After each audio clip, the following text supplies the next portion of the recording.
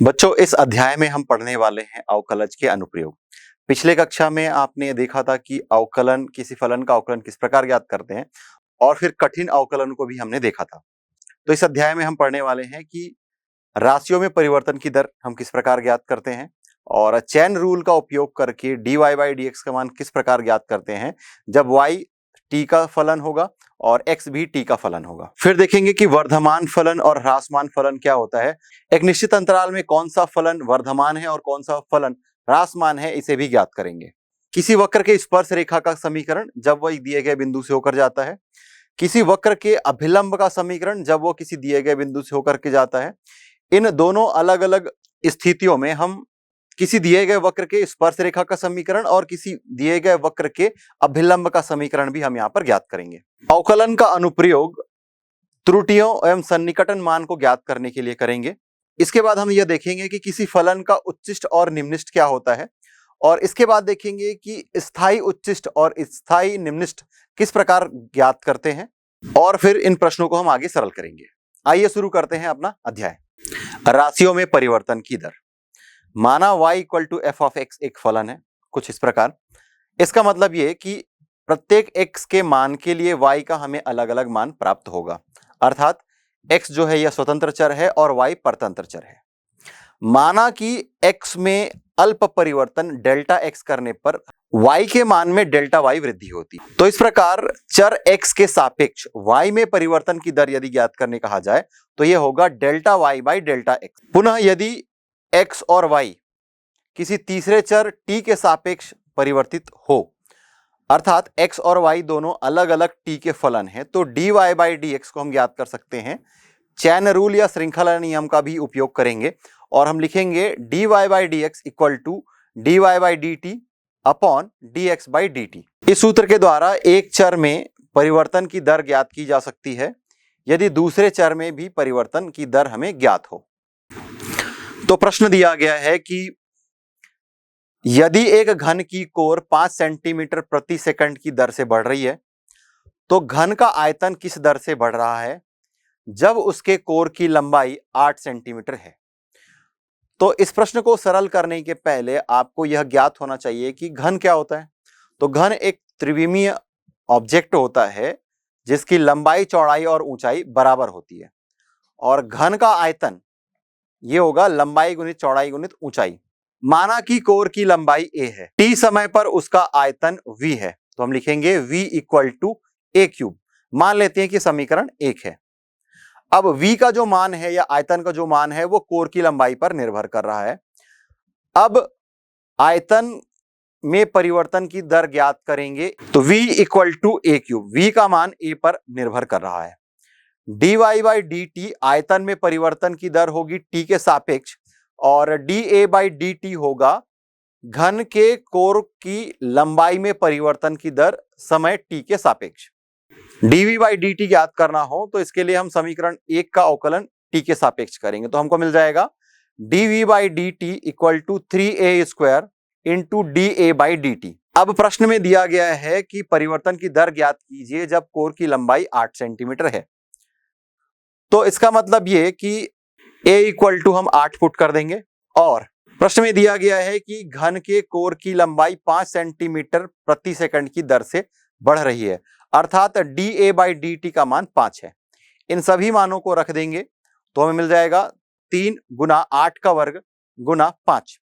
इसको पूरा सरल करेंगे गुणा करके तो आपको मिल जाएगा 960 घन सेंटीमीटर प्रति सेकंड।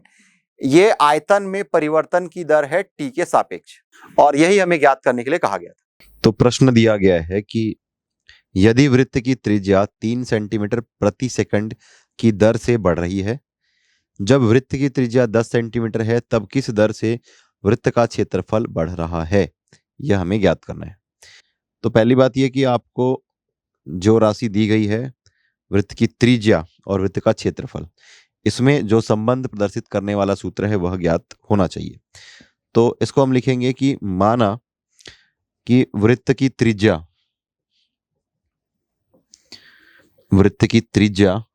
r है। यदि t समय पर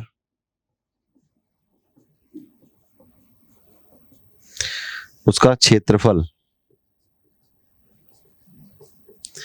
ए हो तो हम क्या लिखेंगे, A equal to pi r square. ये वृत्त के क्षेत्रफल का सूत्र है। अब समय टी के साथ वृत्त की त्रिज्या में वृद्धि हो रही है, तो वृत्त की त्रिज्या में वृद्धि की दर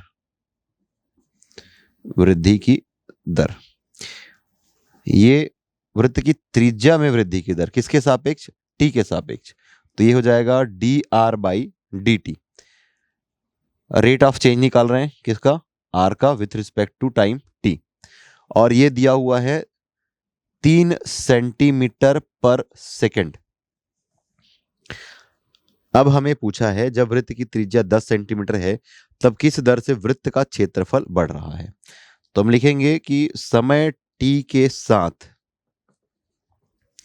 वृत्त के क्षेत्रफल में वृद्धि की दर, अर्थात हमें D a by d T ज्ञात करना है। अब एक ही स्थान पर हम पाई आर स्क्वायर रख देते हैं तो मिल जाएगा डी बाई डी टी और फिर ये पाई आर स्क्वायर। पाई तो कांस्टेंट है, ये बाहर आ जाएगा, तो ये पाई और फिर d by d t of r square. इसको सॉल्व करेंगे तो ये पाई, यहां से आपको मिल जाएगा 2r और फिर d r by d t. So 2 pi r और फिर d r by d T.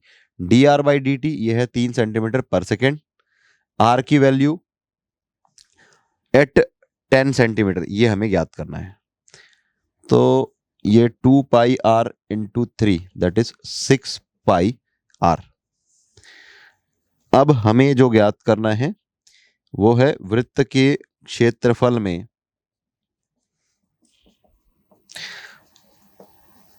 अभीष्ट वृद्धि की दर, अर्थात d a by d T यह हमें मिला था 6 पाई आर। और ये कहां पर निकालनी है, जब r इक्वल टू 10 है। तो ये मान हम यहां पर रख देते हैं, तो 6 पाई इंटू 10 दैट इज 60 पाई। तो इस प्रकार हम लिखेंगे कि अतः r इक्वल टू 10 सेंटीमीटर पर वृत्त का क्षेत्रफल 60 पाई वर्ग सेंटीमीटर प्रति सेकंड की दर से बढ़ रहा है। इसमें अगला प्रश्न दिया गया है, एक गुब्बारे की त्रिज्या 10 सेंटीमीटर पर सेकंड की दर से बढ़ रही है। जब गुब्बारे की त्रिज्या 15 सेंटीमीटर है तब किस दर पर गुब्बारे का सतही क्षेत्रफल बढ़ रहा है। तो इसका मतलब ये है कि गुब्बारा तो एक गोला की तरह हो गया, तो गोले का सतही क्षेत्रफल ये आपको ज्ञात होना चाहिए। तो हम पहले एक रिलेशन स्टेब्लिश करेंगे, या जो रिलेशन है सतही क्षेत्रफल और त्रिज्या के बीच में उसे पहले हम लिखेंगे और फिर दिए गए राशियों का उपयोग करके अभिष्ट हल तक पहुंचेंगे। तो पहले हम यह मान करके चलते हैं कि माना गुब्बारे की त्रिज्या r है,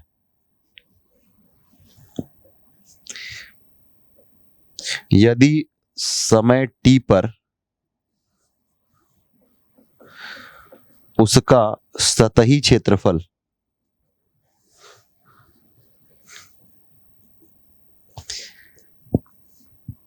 a हो तो a इक्वल टू होता है 4 पाई आर स्क्वायर। ये गोले के सतह का क्षेत्रफल या फिर पृष्ठ क्षेत्रफल का सूत्र है। अब समय t के साथ गुब्बारे की त्रिज्या में वृद्धि की दर हम पहले यह ज्ञात करेंगे। गुब्बारे की त्रिज्या में वृद्धि की दर ये क्या होगा, D r by d T. गुब्बारे की त्रिज्या अर्थात डी आर और किसके सापेक्ष में, टी के सापेक्ष में, और ये दिया हुआ है 10 सेंटीमीटर पर सेकेंड। ये रेट हमें दिया हुआ है। तो समय के साथ गुब्बारे के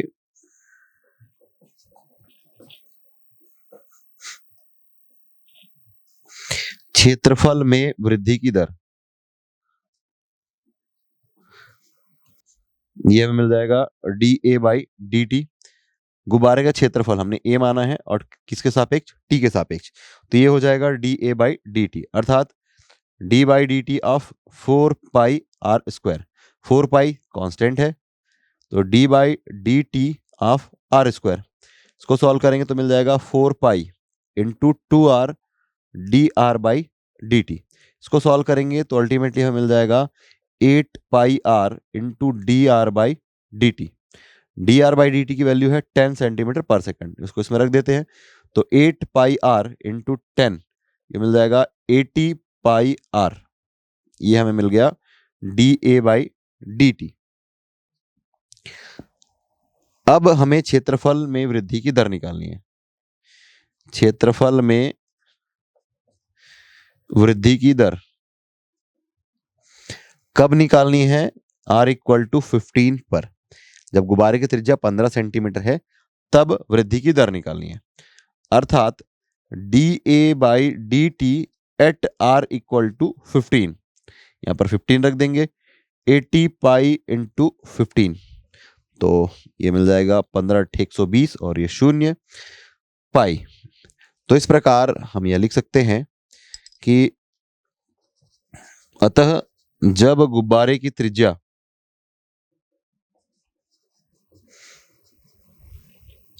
15 सेंटीमीटर है तब उसका क्षेत्रफल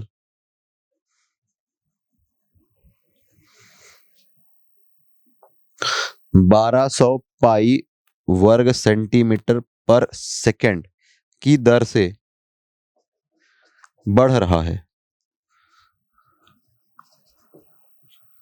एक बर्तन में पानी का आयतन v घन सेंटीमीटर तथा पानी की गहराई x सेंटीमीटर है। इसमें जो संबंध दिया गया है यह है v equal to 5x² minus x³ upon 6। यदि बर्तन में पानी 5 सेंटीमीटर क्यूब पर सेकंड की दर से डाला जाता है तो गहराई में वृद्धि की दर ज्ञात कीजिए जबकि x इक्वल टू 2 सेंटीमीटर हो। तो पहला आयतन सूत्र जो दिया गया है v equal to 5x² minus x³ upon 6, ये समीकरण दिया गया है। और बर्तन में पानी डाला जा रहा है, बर्तन में डाले जाने वाले पानी की दर, ये हमें दिया पानी की दर, तो ये dv बाई dt हो जाएगा 5 सेंटीमीटर पर सेकेंड। अब बर्तन में पानी की गहराई में वृद्धि की दर ये हमें निकालनी है, तो हम लिखेंगे कि बर्तन में पानी की गहराई में वृद्धि की दर ये हो जाएगा dx बाई dt।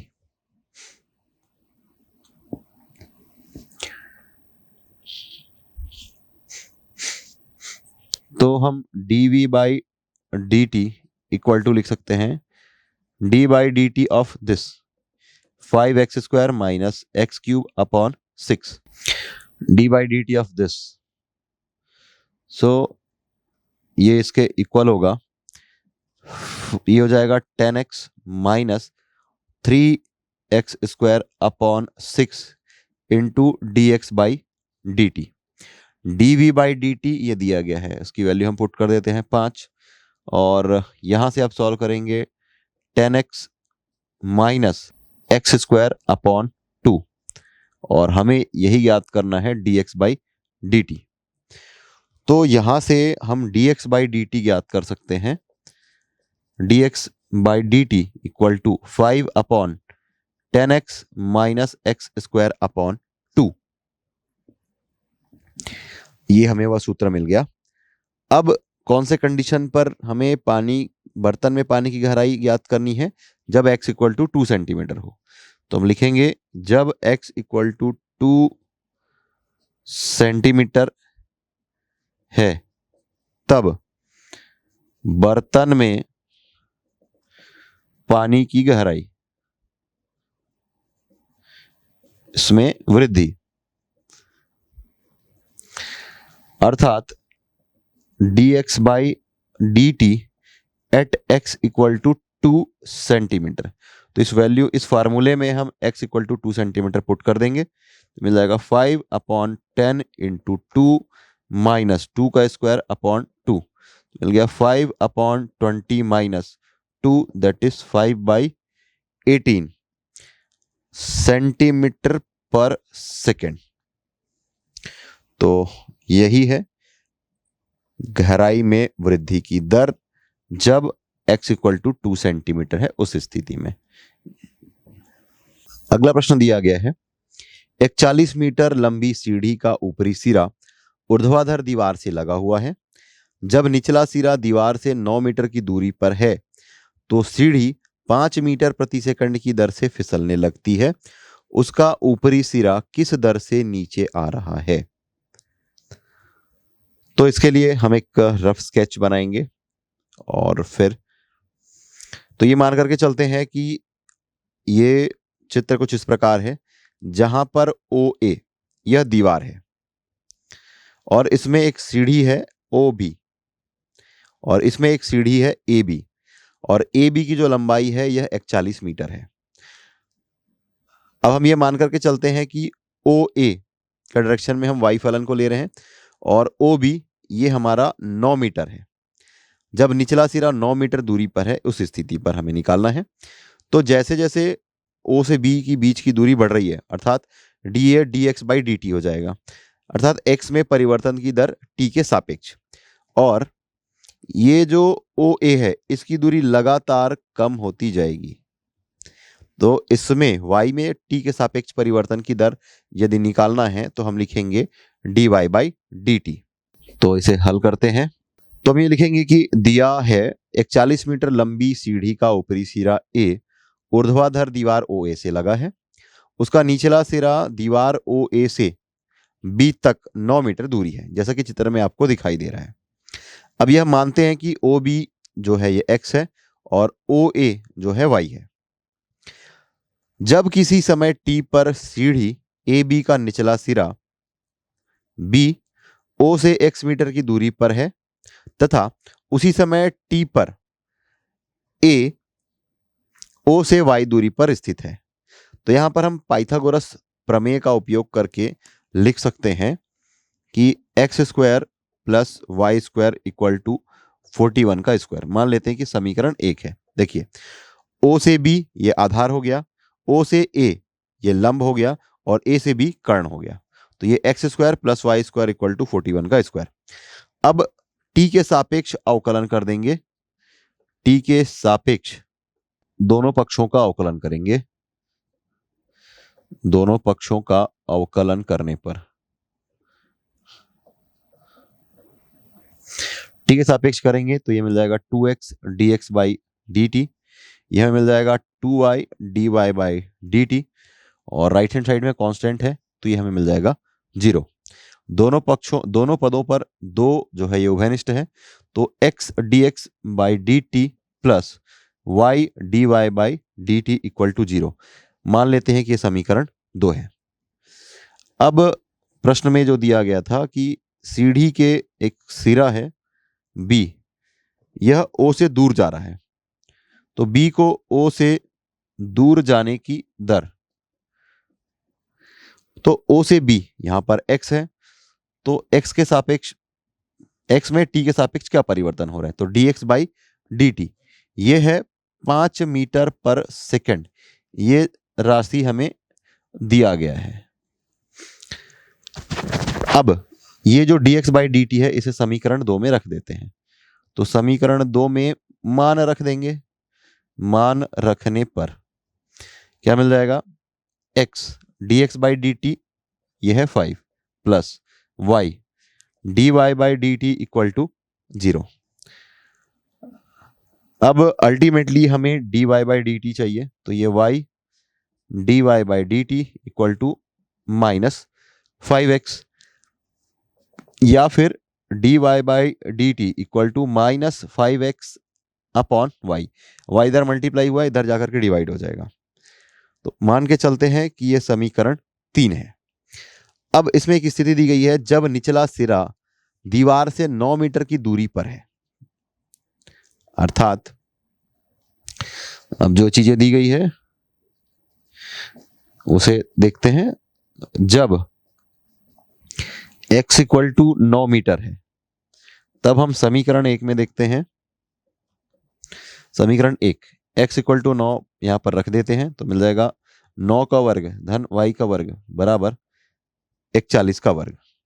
तो यहां से हमें मिल जाएगा y का वर्ग बराबर 41 का वर्ग ऋण 9 का वर्ग। अब इसे सॉल्व कर सकते हैं a plus b into a minus b से, तो 41 प्लस 9 और 41 माइनस 9, तो 41 प्लस 9 करेंगे तो मिल जाएगा 50, और 41 माइनस 9 करेंगे तो मिल जाएगा 32। ये वैल्यू हमें मिल रही है वाई स्क्वायर की। सो y की अगर वैल्यू निकालनी हो तो हमें मिल जाएगा प्लस माइनस 50 इंटू 32, और इसे हम लिख सकते हैं 50 को लिखा जा सकता है 2 इंटू 25, और इसको लिख सकते हैं 16 इंटू 2 32 को। तो ये 2 का एक पेयर, ये 5 का वर्ग है और ये 4 का वर्ग है, तो हमें मिल जाएगा plus minus 2 into 5 into 4। Ultimately हमें मिल रहा है प्लस माइनस 40, ये है मीटर। लेकिन y का मान हमेशा धनात्मक रहेगा, ऋणात्मक नहीं होगा, क्योंकि सीढ़ी जमीन के सतह से नीचे की ओर नहीं जा सकती है। तो हम यहाँ पर उसकी उपेक्षा करेंगे और लिखेंगे कि माइनस की उपेक्षा करने पर, माइनस साइन की जब उपेक्षा करेंगे तो हमें y इक्वल टू मिल जाएगा 40 मीटर। मान लेते हैं कि यह समीकरण 4 है। सीढ़ी के ऊपरी सिरा जो a है वो नीचे की ओर आ रहा है। सीढ़ी के ऊपरी सिरा a के नीचे आने की दर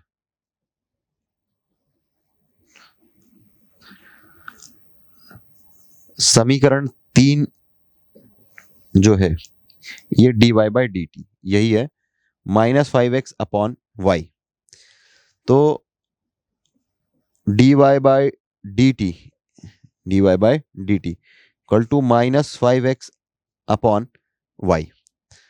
तो -5x की वैल्यू 9, देखिए दिया हुआ है कि जब निचला सिरा दीवार से 9 मीटर की दूरी पर है तो सीढ़ी 5 मीटर प्रति सेकंड की दर से फिसलने लगती है, और y की वैल्यू आई है 40। तो अल्टीमेटली इसको सॉल्व करने पर आपको मिल जाएगा -9/8 मीटर पर सेकंड। तो यहां पर ऋण चिन्ह जो है इसका अर्थ है कि सीढ़ी के ऊपरी सिरा a से नीचे आने की दर यह दिखा रहा है, ऊपर से नीचे आ रहा है। तो इस प्रकार हम लिख सकते हैं dy by d t equal to 9/8 metre पर सेकंड, और यही हमें ज्ञात करने के लिए कहा गया था। प्रश्न दिया गया है कि एक आदमी जो 2 मीटर ऊंचा है एक 6 मीटर ऊंचे बिजली के खंभे से 5 मीटर प्रति घंटे की दर से दूर हटता है, वह दर ज्ञात कीजिए जिससे बिजली के खंभे की छाया बढ़ती है। तो पहले हम एक रफ स्केच बना लेते हैं, और जैसा कि आप इस चित्र में देख पा रहे हैं कि ए बी एक खंभा है और पी क्यू यह आदमी है, तथा इसकी जो छाया होगी यह क्यूसी है। खंभे की ऊंचाई 6 मीटर है तो हम लिखेंगे A B equal to 6 metre. आदमी की ऊंचाई 2 मीटर है तो लिखेंगे P Q equal to 2 metre, और Q C equal to X, ये हम मान करके चलते हैं। और पुनः हम यह मानते हैं कि टी समय पर आदमी की बिजली के खंभे से दूरी जो है यह बी क्यू है, यह y है। तब dy बाई डी टी अर्थात y में परिवर्तन की दर t के सापेक्ष ये क्या दिया हुआ है, 5 मीटर प्रति घंटा की दर से दूरी से हट रहा है। अर्थात dy बाई डी टी बराबर 5 मीटर प्रति घंटा वह दर है जिस पर आदमी बिजली के खंभे से दूर हट रहा है, और dx बाई डी टी वह दर है जिस पर बिजली के खंभे की छाया बढ़ रही है। तो इस प्रकार चित्र में आप देख सकते हैं, अनुपात के नियम का उपयोग करके हम t समय पर लिख सकते हैं x अपॉन 2। तो ट्रायंगल है PQC, त्रिभुज PQC में आधार है QC, तो QC अपॉन 2 और PQ है लंब। इसी प्रकार त्रिभुज ABC की बात करें तो इसके लिए आधार है x प्लस वाई और इसके लिए लंब है AB अर्थात 6 सेंटीमीटर। अब इसे सरल करते हैं और x और y के बीच में संबंध को प्राप्त करते हैं। तो ये 2 एकम 2, 2 तिया 6, यहाँ पर आ जाएगा 3 और 3 का गुणा इससे करेंगे मिल जाएगा 3x बराबर x धन y। इसको लेफ्ट साइड में ले आएंगे तो मिल जाएगा 2x इक्वल टू y, या फिर x equal to y by 2। हमें याद करना है dx बाई डी टी, तो dx by d t equal to dt और ये y बाई 2। 1/2 कांस्टेंट है तो हमको निकालना है dy बाई डी टी, और dy बाई डी टी जो दिया है यह 5 है, तो हमें मिल जाएगा 1/2 into 5 as dy by d t, ये दिया गया है 5 मीटर प्रति घंटा। तो यहां से हमें मिल रहा है dx by d t equal to 5/2। तो इस प्रकार हम यह लिख सकते हैं कि अतः इसकी जो छाया है यह 5/2 मीटर प्रति आवर घंटे की दर से बढ़ रही है। यही हमें ज्ञात करने के लिए दिया गया था। अगला प्रश्न दिया गया है कि उल्टे शंक्वाकार बर्तन के आधार की त्रिज्या 6 सेंटीमीटर है तथा ऊंचाई 12 सेंटीमीटर है। इसमें 11 घन सेंटीमीटर प्रति सेकंड की दर से पानी डाला जा रहा है। जब गहराई 4.2 सेंटीमीटर हो तो पानी का स्तर किस दर से ऊंचा उठेगा, यह हमें ज्ञात करना है। तो जैसा कि आप चित्र में देख पा रहे हैं कि हमने एक उल्टे शंक्वाकार बर्तन का चित्र बनाया है जिसकी आधार की जो त्रिज्या है यह 6 सेंटीमीटर है और इसकी जो ऊंचाई है कंप्लीट हाइट ये 12 सेंटीमीटर है। तो इस चित्र के अनुसार हम यह लिख सकते हैं कि वृत्त की त्रिज्या और ऊंचाई का अनुपात r और 12। तो यहां से आपको r by h equal to मिल रहा है 1/2 या फिर r equal to h by 2। मान लेते हैं कि यह समीकरण 1 है। अब t समय पर शंकु में पानी के तल की त्रिज्या r तथा ऊंचाई h है। t समय में जब पानी इसमें कुछ भर जाता है तो वहां पर जो तल बन रहा है पानी के द्वारा उसकी त्रिज्या r है और इसकी जो ऊंचाई है यह h है। तो इसलिए इसका जो आयतन है इसे हम लिखेंगे समय t में पानी का आयतन।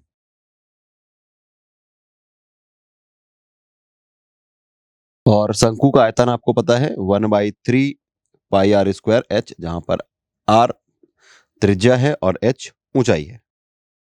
तो इसे हम लिख सकते हैं 1/3 पाई और r के स्थान पर h/2 रख देंगे तो मिल जाएगा h/2 का स्क्वायर और फिर h, और सॉल्व करने पर मिल जाएगा 1/12 पाई h क्यूब। मान लेते हैं कि यह समीकरण 2 है। समीकरण 2 का दोनों पक्षों में t के सापेक्ष अवकलन करेंगे तो हमें मिल जाएगा dv बाई डी टी 1/12 तो कांस्टेंट है, तो ये मिल जाएगा 3 into pi into H square और dh बाई डी टी। तो सॉल्व करने पर आपको अल्टीमेटली मिल जाएगा पाई बाई 4, 3 एकम 3, 3 चौक 12, और ये पाई, और फिर एच स्क्वायर, और फिर D h by d T. मान लेते हैं कि ये समीकरण 3 है। अब प्रश्न में दिया गया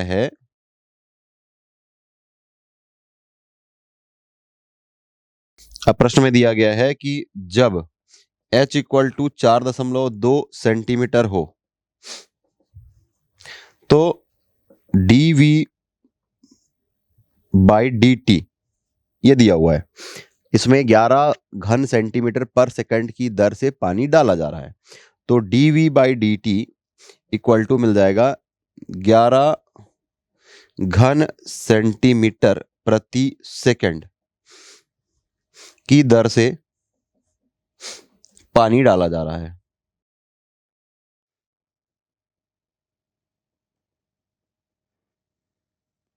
तो समीकरण 3 से हम लिख सकते हैं dv by d t equal to pi by 4, h के स्थान पर हम रखेंगे 4.2 का स्क्वायर, और dh बाई डी टी, तो इसे हम dh बाई डी टी रहने देते हैं।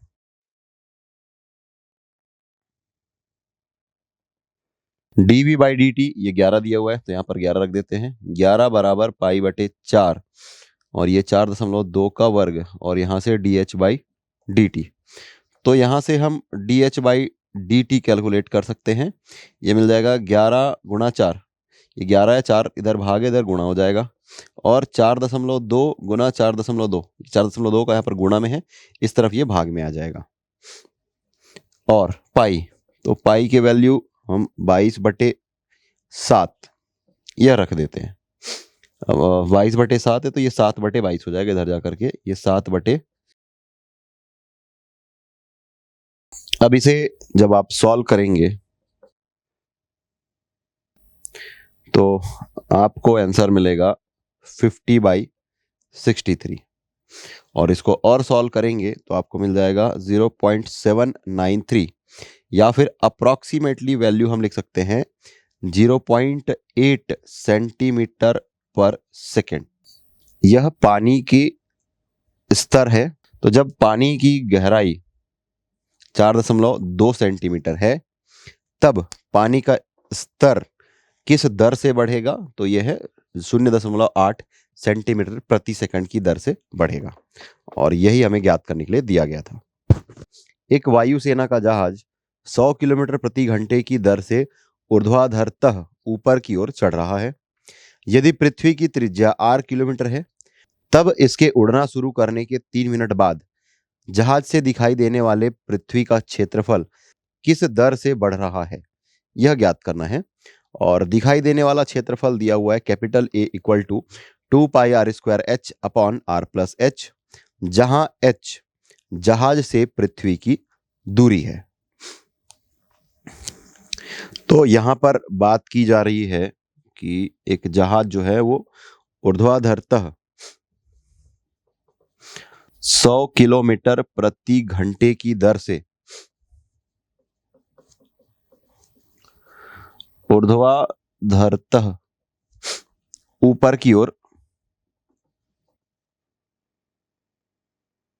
चढ़ रहा है। तो इसलिए हम प्रश्न में दिया गया है कि 3 मिनट बाद, तो 3 मिनट बाद जहाज की ऊंचाई, 3 मिनट बाद जहाज की ऊंचाई निकालनी हो तो इसकी स्पीड है 100 किलोमीटर प्रति घंटा, ये, और कितने मिनट बाद, 3 मिनट बाद। तो इसे सॉल्व करने पर आएगा 5 किलोमीटर, तो इसकी जहाज की ऊंचाई। अब प्रश्न में ही दिया गया हिंट में कि दिखाई देने वाला क्षेत्रफल, दिखाई देने वाला पृथ्वी का क्षेत्रफल,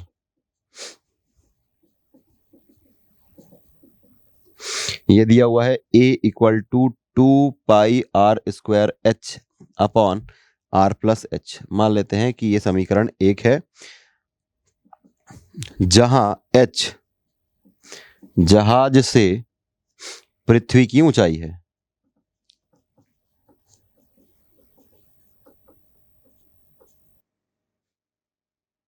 अब समीकरण 1 का t के सापेक्ष अवकलन करेंगे तो हमें मिल जाएगा dA by d t 2 pi r square, ये तो कांस्टेंट है।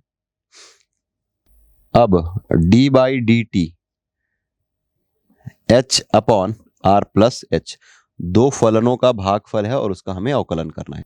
तो ये है 2 पाई आर स्क्वायर। देखिए h और t का डायरेक्ट कोई रिलेशन हमें नहीं दिया गया है, लेकिन हम इसे इस प्रकार लिख सकते हैं d by d h of h by r plus h और dh बाई डी टी। यहाँ पर हमने dh मल्टीप्लाई किया और dh डिवाइड किया, तो अब इस फलन को हम आगे सरल कर सकते हैं। तो ये है 2 पाई आर स्क्वायर, ये दो अलग अलग फलनों के अनुपात का अवकलन है। तो ये मिल जाएगा हर में हर का वर्ग और फिर हर अंश का अवकलन, तो dh बाई डी एच ये मिल जाएगा 1, फिर माइनस अंश और फिर हर का अवकलन, तो d by d h of r plus h और ये dh बाई डी टी। यहां से आगे सॉल्व करते हैं। 2 पाई आर स्क्वायर, ये है r प्लस एच, h के रिस्पेक्ट में r जो है ये कांस्टेंट है, तो इस तरीके से यहाँ पर ये r plus H minus h और इसकी वैल्यू हो जाएगी 1 इंटू 1 और फिर ये अपॉन r प्लस एच का स्क्वायर, फिर ये dh बाई डी टी। तो ये h into 1 h plus h minus h cancel हो जाएगा, 2 पाई आर स्क्वायर और फिर ये r upon r plus h का स्क्वायर और dh by d t. Ultimately जब इसको सॉल्व करेंगे तो आपको मिल जाएगा 2 pi r cube upon r plus h का cube into dh by d T.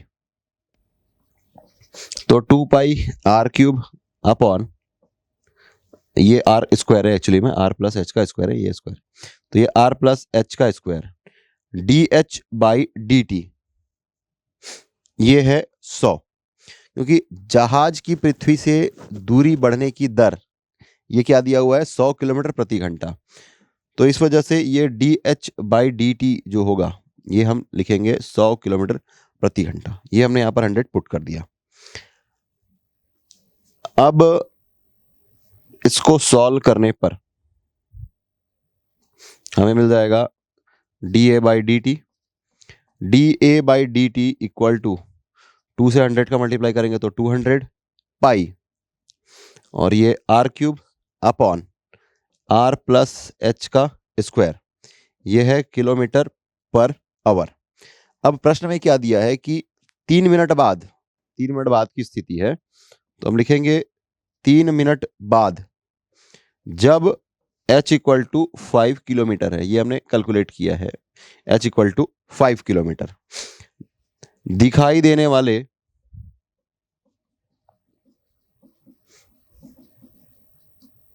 क्षेत्रफल के बढ़ने की दर यही D a by d T, कहां पर h इक्वल टू 5 पर, तो वैल्यू पुट कर देंगे 200 pi r cube upon r plus 5 का स्क्वायर और ये है किलोमीटर स्क्वायर प्रति आवर, और यही वह उत्तर है जो कि हमें ज्ञात करने के लिए दिया गया था। वर्धमान फलन या फिर इंक्रीजिंग फंक्शन। तो चित्र में आप कुछ इस प्रकार देख सकते हैं कि y equal to f of x एक फलन है और इस ग्राफ में x के सापेक्ष y का जो मान है, जैसे जैसे x का मान बढ़ता जा रहा है वैसे वैसे y का मान भी बढ़ता जा रहा है। तो आप यह देख पा रहे हैं कि ग्राफ जो है हमेशा ऊपर की ओर बढ़ रहा है, किसी भी बिंदु पर ना तो ये नीचे की ओर गया या ना ही यह कांस्टेंट है या अचर है, हमेशा इसका मान जो है क्रमशः बढ़ते गया है। तो इस प्रकार का जो फलन है इसे हम वर्धमान फलन कहते हैं। तो जैसा कि आप चित्र में देख पा रहे हैं कि x और y अक्ष के बीच में हमारा एक फलन दिया गया है और ये जो वक्र है y equal to f of x, वहां पर हमने x अक्ष में 4 अलग अलग बिंदु दे रखे हैं A, B, C और D। तो देखिए कि ए और बी के बीच में जो फलन का मान है वह निरंतर बढ़ रहा है, उसी प्रकार सी से डी के बीच में भी फलन का मान निरंतर बढ़ रहा है। लेकिन बी से सी के बीच में जो फलन है वह पहले अपने उच्च मानों को प्राप्त कर रहा है, फिर नीचे की ओर भी जा रहा है। तो इस प्रकार ए से बी के अंतराल में जो फलन है यह वस्तुतः वर्धमान है, और सी से डी अंतराल के बीच में भी यह फलन जो है वस्तुतः वर्धमान है, और पूरे अंतराल में ए से लेकर के डी के बीच में फलन वर्धमान है। वर्धमान फलन या इंक्रीजिंग फंक्शंस। एक फलन f ऑफ x वर्धमान कहलाता है यदि अंतराल i में x के बढ़ते मानों के संगत इसका मान बढ़ते हुए हो, जिसमें f ऑफ x परिभाषित हो, और f ऑफ x का मान कभी भी नहीं घटता है। अर्थात हम लिख सकते हैं x1 is less than x2, that implies f of x1 is less than or equal to f of x2 for all x1 x2 belongs to i। अर्थात x1 और x2 जो है वो इंटरवल i के कोई एक एलिमेंट्स हैं। फलन f ऑफ x अंतराल i में वस्तुतः वर्धमान फलन कहलाता है यदि x के बढ़ते मानों के संगत f ऑफ x भी बढ़ते हुए हो। वस्तुतः वर्धमान फलन को हम स्ट्रिक्टली इंक्रीजिंग फंक्शन भी कहते हैं। अर्थात x1 is less then x2 है, तो यह इंप्लाई करेगा f of x1 is less than f of x2 for all x1 x2 belongs to capital I। तो जैसा कि आप ग्राफ में देख पा रहे हैं कि x और y दो अक्ष हैं और यहाँ पर एक कर्व बना हुआ है। कर्व पर 4 बिंदु a b c d क्रमशः इस प्रकार लिया गया है और ये function y equal to f of x है। a से यदि हम x अक्ष पर लंब खींचते हैं तो स्मॉल a बिंदु है, उसी प्रकार b से स्मॉल b, c से स्मॉल c और d से स्मॉल d। वस्तुतः वर्धमान फलन खुले अंतराल में हमेशा उस अंतराल में वर्धमान होता है। खुले अंतराल में वर्धमान फलन उस अंतराल में वस्तुतः वर्धमान फलन नहीं हो सकता है। तो चित्र में आप देख सकते हैं कि अंतराल AD में फलन y equal to f of x जो है यह वर्धमान है, किंतु यह A से D में वस्तुतः वर्धमान नहीं है। यह A से B में और C से D में वस्तुतः वर्धमान फलन है। अर्थात A से B तक फलन का जो मान है यह बढ़ता जा रहा है, उसी प्रकार C से D तक फलन का मान क्रमशः बढ़ता जा रहा है। तो इस इंटरवल में या फिर इस अंतराल में फलन जो है यह वस्तुतः वर्धमान है। ज्यामितीय रूप से वस्तुतः वर्धमान फलन का अर्थ है कि हम ओपन इंटरवल ए बी में वक्र के अनुदिश बाएं से दाएं जाते हैं तो वक्र ऊपर की ओर बढ़ता है, जैसा कि आप चित्र में देख सकते हैं। इस स्थिति में x का विचलन कैपिटल R और f ऑफ x के संगत विचलन f of x plus h minus f of x का चिन्ह एक समान होता है, अर्थात वे या तो धनात्मक या तो ऋणात्मक होंगे। तो इस प्रकार हम लिख सकते हैं f dash of x equal to limit h tends to 0 f of x plus h minus f of x upon h। यह हमेशा धनात्मक होता है। विलोमतः यदि f डैश ऑफ x धनात्मक है तब h के छोटे मान के लिए भी f of x plus h minus f of x तथा h के चिन्ह समान होते हैं। अर्थात यदि h इज ग्रेटर देन 0 तब x plus h is greater than x मिलेगा, तब x plus h is greater than x मिलेगा।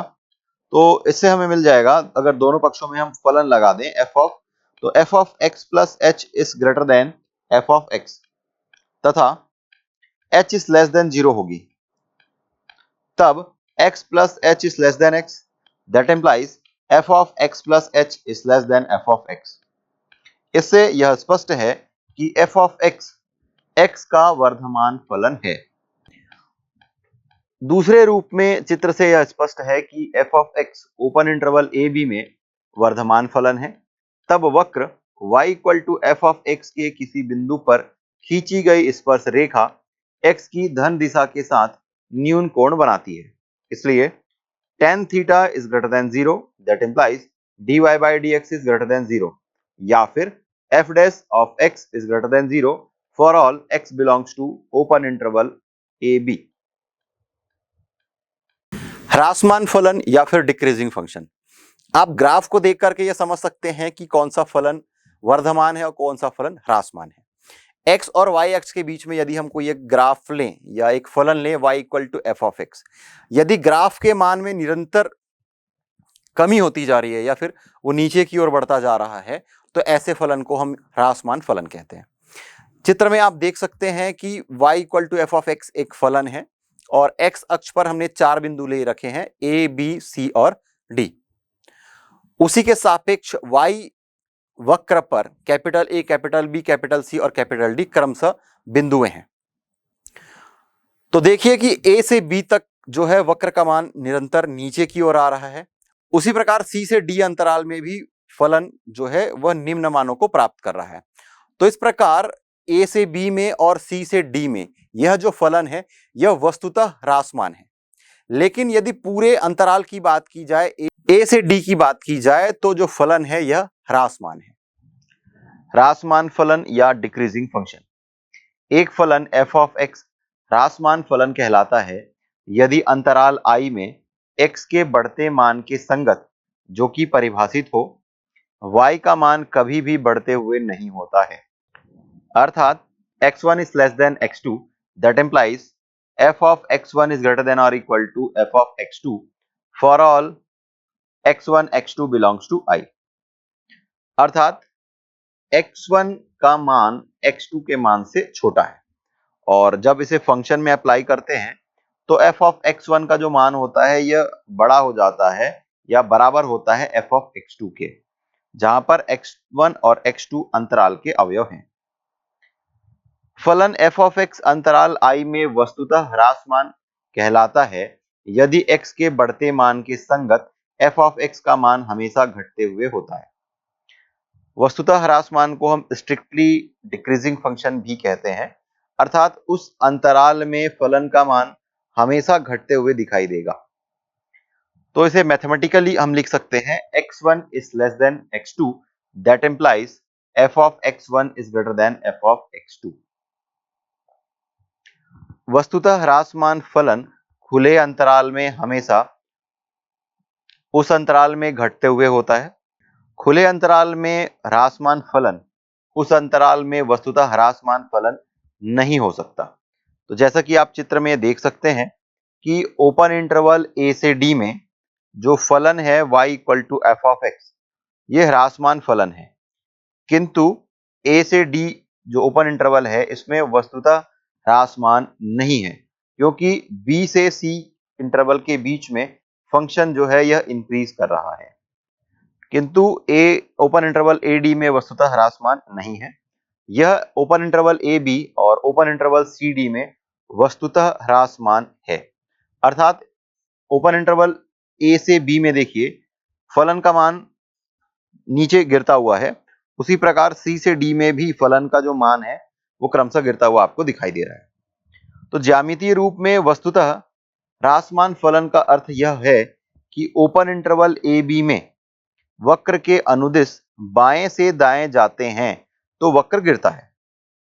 इस स्थिति में x का विचलन h के संगत f ऑफ x का विचलन f of x plus h minus f of x का चिन्ह विपरीत होता है। इस प्रकार है कि f dash of x equal to limit h tends to 0 f of x plus h minus f of x upon h हमेशा ऋणात्मक होता है। विलोमतः यदि f डैश ऑफ x ऋणात्मक है तब हम सर्वप्रथम यह सिद्ध करेंगे कि f ऑफ x x का ह्रासमान फलन है। दूसरे तरीके से हम यह देख सकते हैं या चित्र से स्पष्ट है कि अंतराल a से b में फलन जो है यह ह्रासमान है। तब वक्र y equal to f of x के किसी बिंदु पर खींची गई स्पर्श रेखा x की धन दिशा के साथ अधिक कोण बनाती है। तो इस प्रकार हम लिख सकते हैं tan theta is less than 0, that implies dy by dx is less than 0, that implies f dash of x is less than 0 for all x belongs to open interval a b। तो इससे कुछ conclusions निकल करके बाहर आते हैं जो कि कुछ इस प्रकार है। एक फलन f ऑफ x अंतराल या ओपन इंटरवल ए बी में एकदिष्ट कहलाता है यदि या तो वर्धमान हो या तो ह्रासमान।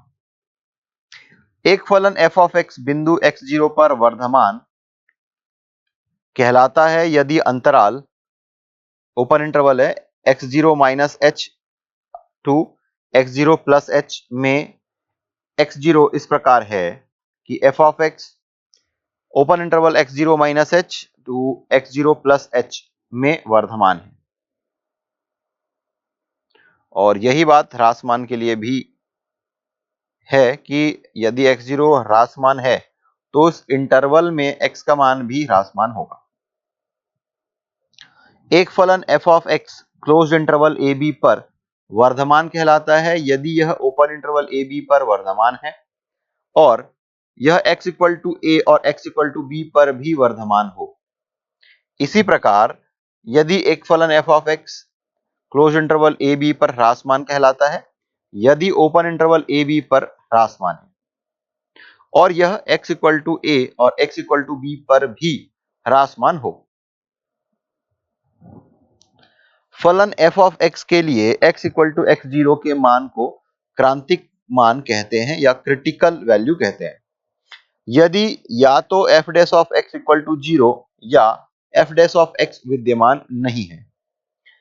बिंदु closed interval x0 f of x0 वक्र y equal to f of x की क्रांतिक बिंदु कहलाती है। तो अब अंतराल में फलन की प्रकृति या प्रवृत्ति के बारे में बात करते हैं। यदि इंटरवल i में f डैश x का मान ग्रेटर देन और इक्वल टू 0 होता है तब फलन f ऑफ x उस अंतराल में वर्धमान होता है और जब f डैश x का मान ग्रेटर देन 0 होता है तो हम कहते हैं कि फलन उस अंतराल में वस्तुतः वर्धमान है।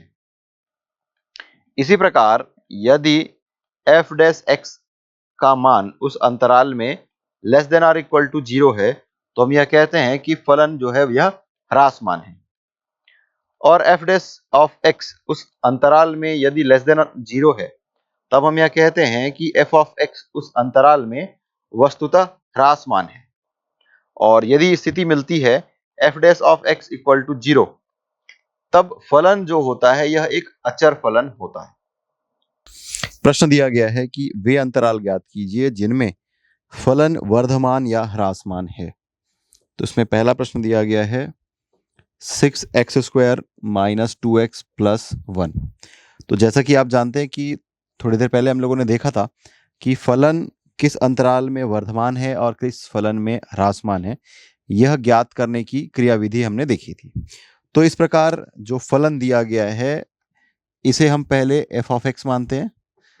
माना कि यह फलन f of x equal to 6x² minus 2x plus 1 है। अब इस फलन का अवकलज ज्ञात करते हैं अर्थात f डैश x दोनों पक्षों का अवकलन करेंगे तो ये मिल जाएगा 12x माइनस 2।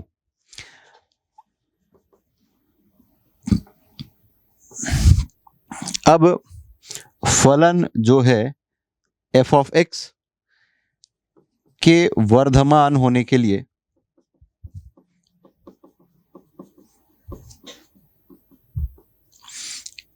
कंडीशन ये है कि f डैश x का जो मान है यह 0 से बड़ा होना चाहिए और f डैश x का मान है 12x minus 2 that is greater than 0।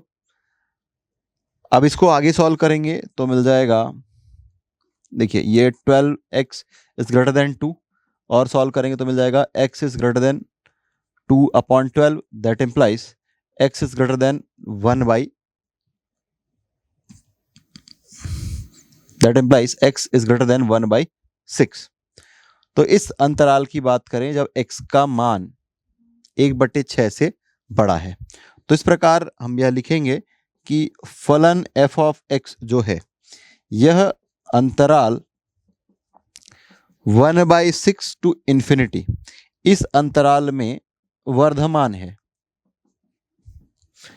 तो यहां पर जो कंडीशन आ रही है वो ये कि x के ऐसे मान जो कि 1/6 से बड़े हों, बराबर का चिन्ह यहाँ पर नहीं लगा है, इस वजह से ये ओपन इंटरवल होगा। Open interval 1/6 to infinity. तो इस अंतराल में यह दिया गया फलन है जो कि वर्धमान होगा। अब बात करते हैं कि पुनः फलन f ऑफ x के ह्रासमान होने के लिए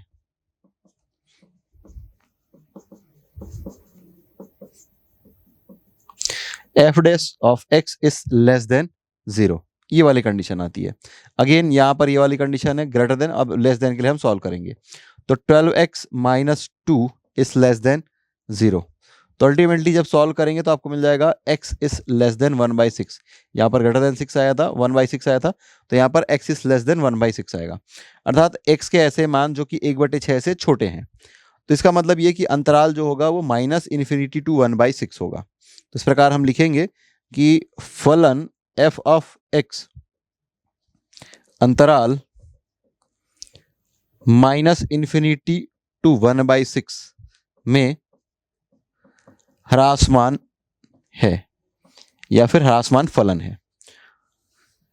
तो ये अंतराल हमें मिल गया, तो हमें ये अंतराल मिल गया 1/6 टू इन्फिनिटी। इसमें फलन जो है ये वर्धमान है या इंक्रीमेंटल है, और -∞ टू 1/6 इसमें ह्रासमान है या फिर डिक्रीमेंटल है।